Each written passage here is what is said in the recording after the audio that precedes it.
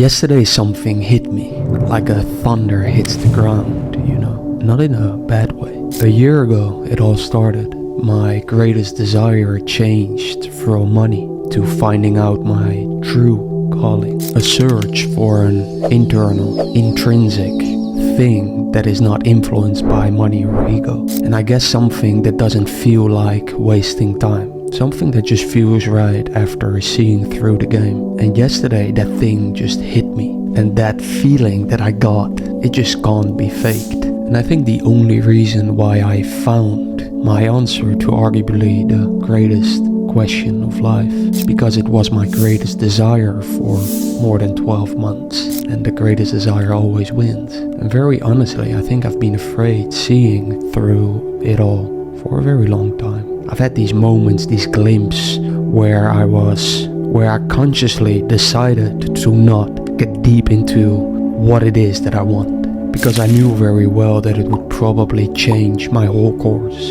and my perception of money. And I just realized that money is only a necessity. And most seek more because of status. And very honestly, myself included, before, and that most also seek more money because they're competing with other entrepreneurs, other creators, other athletes, other people. But competing is just another vanity metric activity.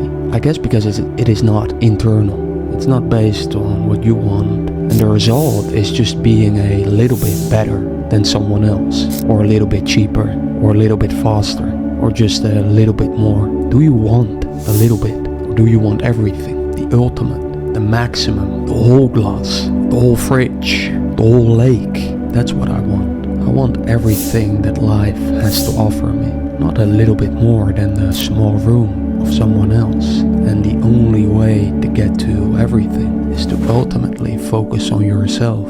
Because only you know what that is for you. Because everything isn't found in someone else. In fact, anyone else will make it harder for you to find it. Subconsciously, they will condition you to believe that the thing they are focusing on could be great for you too. That's what you will think when, for example, you hear a great entrepreneur say in a podcast that he wants to become a billionaire. Now that seed has been planted in your mind that is good for you too. And that probably happens because that person that you hear it from has more of what you currently want. For example, money in this case. And thus you're more receptive to his words. Now he may have a very internal reason for becoming a billionaire. I don't know. But now you start to chase an empty void.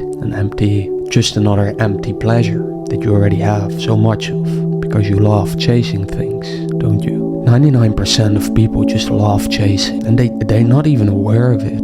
I didn't realize it before either. And I'm not a good person for having realized this. It's just not what I want. Most women chase love. Most men seek status. And they will never say that exactly most of the times. Usually that's the thing they look for. We seek pleasure in everything, even in this, because it contains caffeine. And I chase the feeling that I get from drinking it and the productivity that I may get from it. But the pleasure distracts us from the ultimate thing, the destination of peace. And this place, it is the place where everyone around you will tell you how dumb you are, how stupid it is. But it is the only place where you know, you can feel it is the right one. People will look at you weird, people will tell you bad, people will show you their back, people really close to you, and not because they want to or anyone is against you. And you can almost be certain that when this happens, that it is the right